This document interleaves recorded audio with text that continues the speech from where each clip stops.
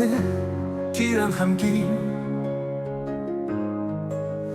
Yüreklerini dertlendiren ilhamlar, Kümiller aşılar, Yüzden nur şaynar. Şadlıkka örülgende bütün alem, Sizge şadlık dileyim ömür boyu. Hasretler, kaygılar size yakın bulmasın, Külüvem yangırasın. Yürek şadlık, şadlıkka nur bilen dünyanı yakasın.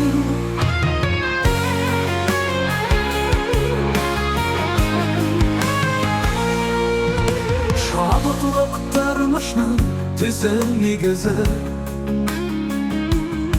Bu kişilerini birleştiren, yoldaştıran. Şadlık bilen yaşayız, her gün her saat.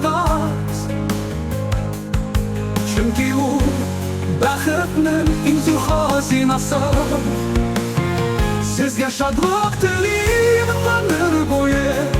Hasretler, kaygılar size yakın bulmasın, Külüvem yangırasın.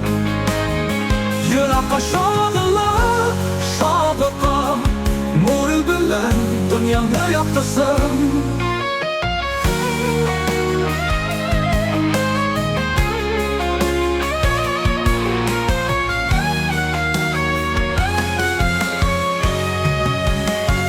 Şadlıktırmış müntezem, ni güzel, Bu kişilerini birleştiren, yoldaştıran. Şadlık bilen yaşayız her gün her saat. Çünkü o bəxtinin inzu hazinası. Sizge şadlık dileyim ömür boyu.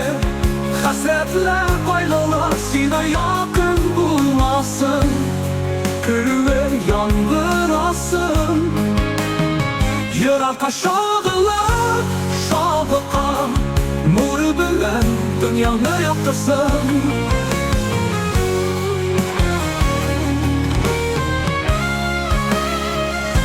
Hazinası